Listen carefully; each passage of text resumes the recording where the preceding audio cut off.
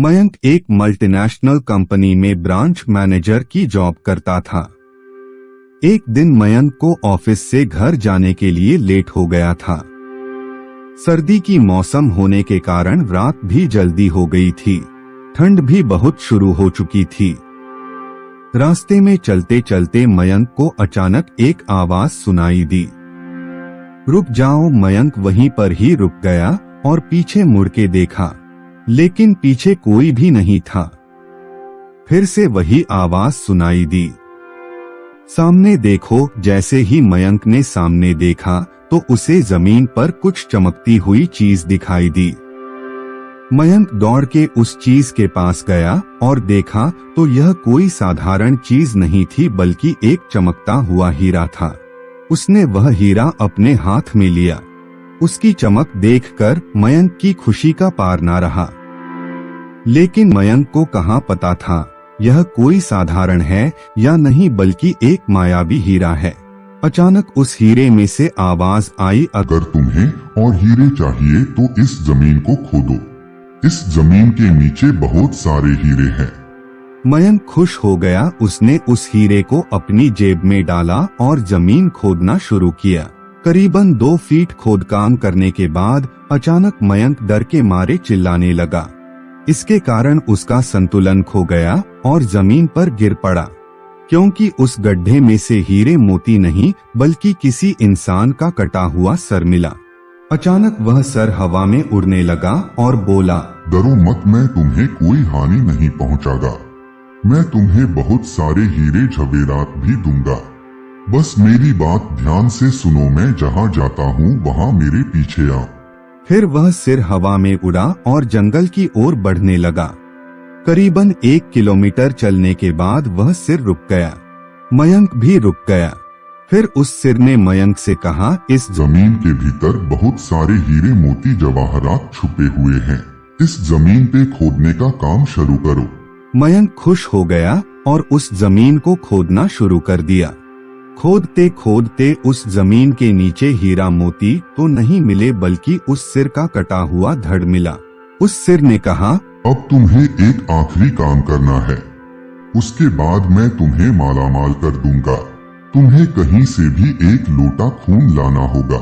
मयंक ने बोला, 1 लोटा खून? पर मैं 1 लोटा खून कहाँ से लाऊंगा? उस सिर ने कहा, चलो मेरे साथ। वो डरावना चेहरा मयंक को साथ लेकर थोड़ी दूरी पे गया। वहाँ उसने एक इंसान को जाते हुए देखा। वो सिर बोला, उस इंसान को मारकर उसका खून ले आओ। मयंक डर गया और बोला, नहीं नहीं, यह मुझसे नहीं होगा। मैं यह नहीं कर सकता। अगर तुमने यह काम नहीं किया तो मैं तुझे बहुत बड़ी मुसीबत में डाल दूंगा। फिर तुम्हारी पूरी जिंदगी नर्क बन जाएगी। मयंक ने हाथ जोड़कर उसे कहा, मुझे माफ कर दो। अगर मैंने उसे मार तो मुझे पुलिस गिरफ्तार कर देगी और मुझे जेल जाना पड़ेगा। उस सिर ने अपने तंत्र मंत्र की शक्ति से एक छुरी और लोटा प्रकट किया और गुस्से से बोला, अगर तुम मेरा यह काम नहीं करोगे तो मैं तुम्हारे पूरे परिवार को मौत के घाट उतार दूंगा। मयंक ने मजबूरी में आकर उस आदमी को मार डाला और उसका खून लेकर उस सिर के पास गया। वो सिर खून को देखकर बहुत खुश हुआ और बोला, यह खून मेरे शरीर पे डाल दे। उस सिर के कहने पर मयंक ने खून को उसके शरीर पे डाल दिया। फिर कुछ ही देर में वो कटा हुआ सिर उस शरीर पे जुड़ गया। यह सब देखकर मयंक की हालत अब खराब होने लगी। वो उस भूत को देखकर काफी डर गया। जैसे ही वो भूत जिंदा हुआ तो जोर जोर से हंसने लगा और डरावनी आवाज में बोला, तुमने बहुत बड़ी गलती कर दी कि तुम्हें मुझे फिर से जिंदा कर दिया। अब मैं सिर्फ तुम्हें ही नहीं बल्कि इस पूरे शहर को मौत के घाट उतार दूंगा। डर के मारे मयंक के मुंह से आवाज भी नहीं निकल रही थी।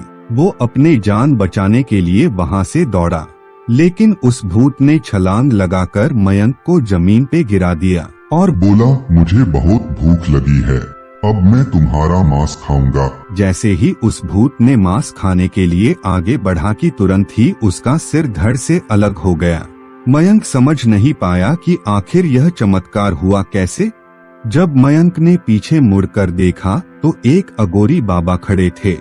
उस अगोरी बाबा ने कहा, जब तुम उस आदमी को मारकर उसका खून ले जा रहे थे तभी मैंने देख लिया था और समझ गया कि कुछ तो बुरा होने वाला है, इसीलिए मैं तुम्हारे पीछे पीछे यहाँ तक चला आया और मैंने अपनी मंत्र की शक्ति से उस भूत को फिर से मार दिया।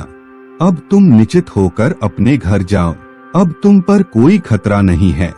आज भी मयंक उस बात को याद करता है तो उसकी रूह तक कांपने लगती है।